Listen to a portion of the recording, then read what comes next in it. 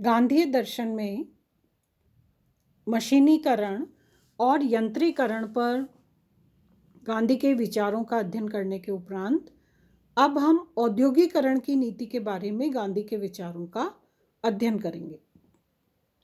गांधी औद्योगिकरण को व्यक्ति और समाज दोनों के लिए घातक मानते हैं, क्योंकि गांधी का ये मानना है कि औद्योगिकरण के अंतर्गत जिस प्रकार की औद्योगिक इकाइयों की स्थापना की जाती है, उनकी जैसी व्यवस्था बनाई जाती है, उनमें जिस प्रकार से मशीनों और भारी यंत्रों के माध्यम से अत्यधिक उत्पादन के लिए कार्य किया जाता है, मशीनों के माध्यम से ये प्रयास ऐसे हैं कि जो विशाल पूंजी से संचालित होते हैं और स्थापित होते हैं।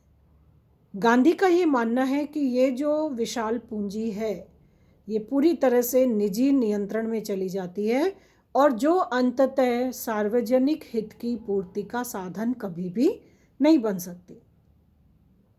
इसीलिए औद्योगिकरण मानव और समाज दोनों के लिए हानिकारक है, दोनों के लिए घातक है, क्योंकि इन उद्योगों की स्थापना विशाल पूंजी से होती है जिन पर स्वामित्व धीरे धीरे व्यक्तिगत हो जाता है और इसका संचालन जो है वो बहुत जटिल टेक्निक और विशाल मशीनों के माध्यम से संपन्न होता है। ये उत्पादन कार्य जो मशीनें करेंगी बहुत कॉम्प्लिकेटेड टेक्निक्स के माध्यम से करेंगी, तो सामान्य व्यक्ति और सामान्य श्रम जो व्यक्तियों का मानव श्रम है उसकी तो निश्चित रूप से अवहेलना होगी, उपेक्षा होगी।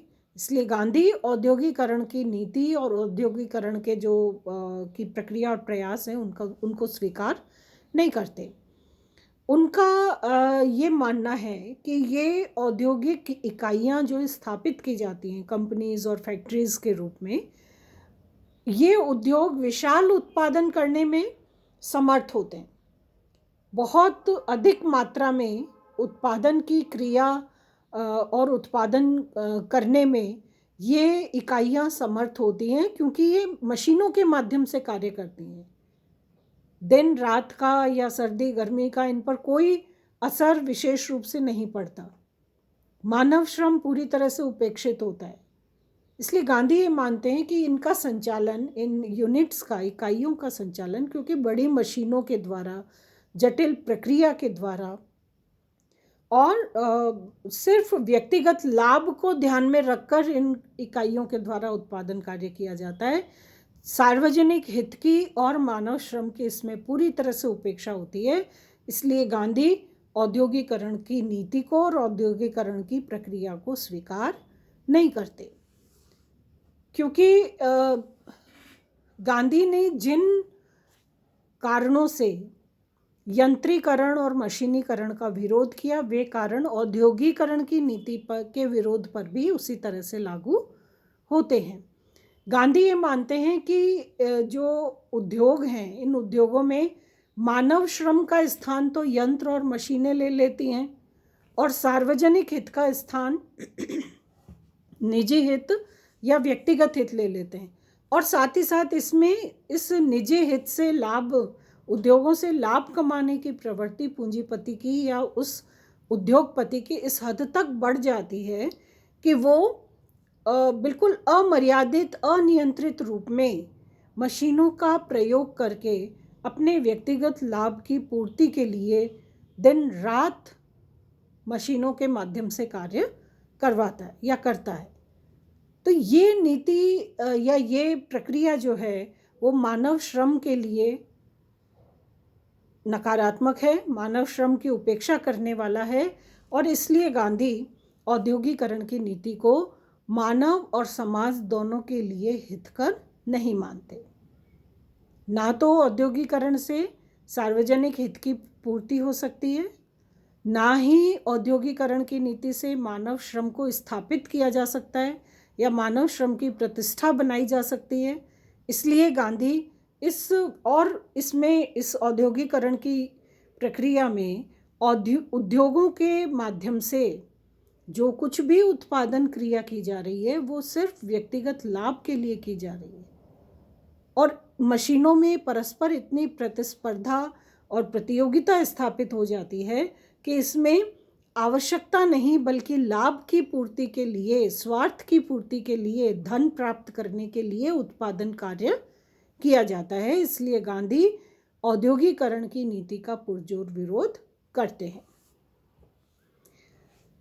इस औद्योगिकरण के विरोध का एक कारण ये भी है कि गांधी ये मानते हैं कि आर्थिक शोषण, युद्ध और साम्राज्यवाद जैसे विकार जो हैं वो भी इसी औद्योगिकरण की नीति का ही परिणाम माना जा सकता है।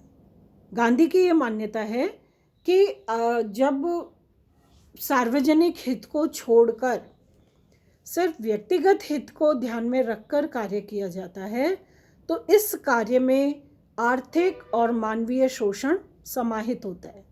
बिना शोषण किए व्यक्तिगत लाभ अनियंत्रित रूप में प्राप्त नहीं किया जा सकता। तो आर्थिक शोषण इसमें शामिल हो जाता है। युद्ध, आक्रमण और प्रतिस्पर्धा की संभावना निरंतर बनी रहती है स्वार्थ पूर्ति के लिए, और इस तरह से साम्राज्यवाद या राज्य विस्तार की घटनाएं या प्रक्रियाएं बढ़ती हैं। इसलिए गांधी औद्योगिकरण का पूरी तरह से विरोध करते हैं और वो ये मानते हैं कि ये औद्योगिकरण एक ऐसी विकृत सभ्यता और संस्कृति का विकास करेगा जो मानवीय नैतिक मूल्यों की पूरी तरह से उपेक्षा करता है। तो जो मनुष्य के होने की जो गरिमा है, उसके जो मानवीय मूल्य हैं, गुण हैं, उन्हें नष्ट करके, उन्हें समाप्त करके उनके स्थान पर जिस प्रकार की आपाधापी की, भाग दौड़ की सभ्यता, जिसे विकृत सभ्यता कहा जा सकता है या संस्कृति कहा जा सकता है, जो वस्तुतः हमारी संस्कृति, जो भारतीय संस्कृति है, उससे उसके अनुकूल नहीं है। तो जो मानवीय संस्कृति जो उसे गुणात्मकता की तरफ अग्रसर करने वाली है, उसके विकास की भी कोई गुंजाइश इस औद्योगिकरण की व्यवस्था में दिखाई नहीं पड़ती। इसलिए गांधी ये मानते हैं कि ये औद्योगिकरण सिर्फ व्यक्तिगत लाभ से उत्प्रेरित है, व्यक्तिगत लाभ के लिए कार्य करने वाला है। निजी धन प्राप्ति की लालसा, इसमें स्वार्थ का स्वार्थ जो है वो कार्य करता है। इसलिए सार्वजनिक हित की आपूर्ति इस औद्योगिकरण की प्रक्रिया से तो संभव नहीं है। इसलिए गांधी औद्योगिकरण की व्यवस्था और प्रक्रिया को समाज के लिए घातक मानते हैं। इसी तरह गांधी औद्योगिकरण के संदर्भ में ये भी मानते हैं कि ये एक ऐसी अर्थव्यवस्था के विकास की तरफ अग्रसर है औद्योगिकरण, जो आर्थिक असमानता और अन्याय युक्त आधार पर आधारित होगी, क्योंकि इसमें मानव श्रम नहीं है, मशीनों द्वारा अनियंत्रित अबाध रूप से उत्पादन कार्य में इन्वॉल्वमेंट है और व्यक्तियों का स्थान मशीनें ले रही हैं, क्योंकि बिना थके, बिना रुके, अनियंत्रित रूप में लाभ प्राप्ति के लिए मशीनें कार्य करेंगी। मनुष्य जो है वो तो उसको तो उसके काम के घंटे भी निश्चित होने चाहिए, उसको आराम की भी आवश्यकता है, उसको अवकाश की भी आवश्यकता है, लेकिन ये सारी आवश्यकताएं मशीनों की नहीं होती। इसलिए गांधी कहते हैं कि मशीनों को एक जरिया बनाकर, माध्यम बनाकर अनियंत्रित रूप में उत्पादन क्रिया में इन मशीनों का प्रयोग जो है वो व्यक्तिगत स्वार्थ की पूर्ति के लिए किया जाता है, धन लाभ की लालसा के लिए किया जाता है।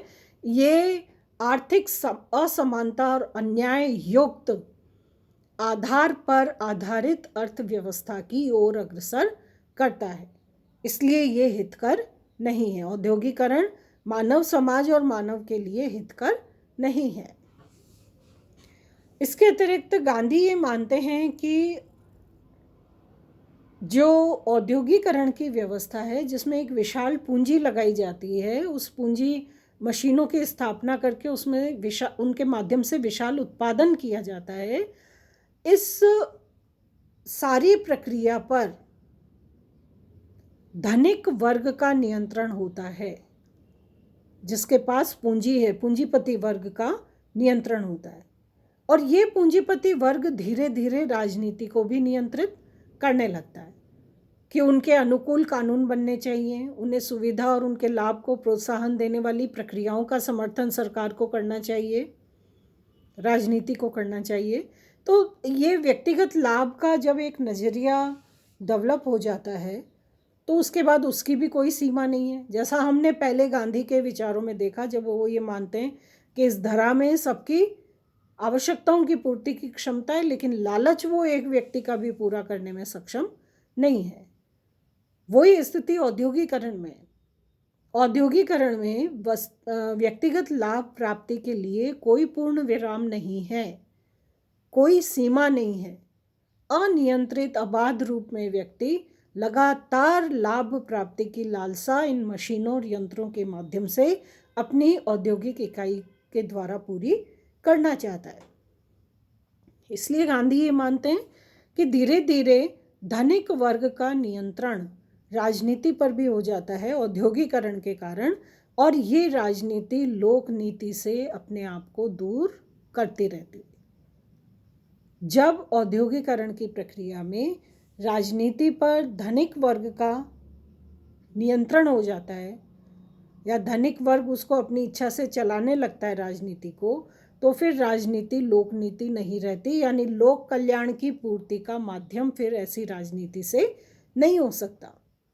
इसलिए गांधी ये मानते हैं कि ये तो कहीं भी इसमें औद्योगिकरण की व्यवस्था में और प्रक्रिया में लेश मात्र भी लाभ नहीं है, हानि ही हानि है। आर्थिक असंतुलन है, सामाजिक असंतुलन है, राजनीति की अक्षमता को बढ़ाने वाला है, लोक कल्याण की पूर्ति को बाधित करने वाला है, व्यक्तिगत स्वार्थ और लालसा को अनियंत्रित रूप में बढ़ाने वाला है, सार्वजनिक हित की उपेक्षा करने वाला है। इसलिए गांधी ये मानते हैं कि अंततः औद्योगिकरण में वे समस्त दोष हैं जो मशीनीकरण और यंत्रीकरण की अधिकता या अनियंत्रित अबाध विकास की नीति में पाए जाते हैं। और पुनः वही दोष उत्पन्न हो जाता है कि ये औद्योगिकरण और इसकी अनियंत्रित असीमित प्रतियोगिताएं, आर्थिक प्रतियोगिताएं व्यक्ति को एक बहुत ही दौड़ भाग वाली, बिना ठहराव के अनियंत्रित रूप में निरंतर भागते रहने की एक ऐसी अजीब, ऐसी असंतुलित स्थिति प्रदान करता है जिसमें व्यक्ति पूरी तरह से अवसाद, डिप्रेशन का शिकार हो जाता है। वो प्रकृति से जितना अनियंत्रित अबाध औद्योगिकरण की नीति, मशीनीकरण, यंत्रीकरण होगा, वो प्रकृति से उतना ही दूर जाता चला जाएगा। और वो जितना प्रकृति से दूर रहेगा, सह अस्तित्व की जो आवश्यकता और एक गुणता है उससे भी वो उतना ही दूर होता जाएगा। तो जब व्यक्ति प्रकृति के निकट, प्रकृति के साथ सहजीवन करके अपना जीवन यापन नहीं कर पाएगा, सिर्फ मशीनों, यंत्रों और औद्योगिक प्रक्रिया के माध्यम से जो आर्थिक उत्पादन की नीतियां चल रही है, सिर्फ उन्हीं में ही उलझा रहेगा, तो ना तो शारीरिक रूप में, न मानसिक, न मनोवैज्ञानिक, न सामाजिक, न आर्थिक, न राजनीतिक, किसी भी रूप में, न नैतिक मूल्यों के आधार पर व्यक्ति किसी भी प्रकार के औचित्य को या किसी भी प्रकार की अच्छाई को या किसी भी प्रकार के मूल्यात्मक गुण को प्राप्त करने का प्रयत्न नहीं कर पाएगा। इसलिए गांधी ये कहते हैं कि ये औद्योगिकरण की नीति भी मनुष्य मात्र के लिए लाभकारी नहीं है। धन्यवाद।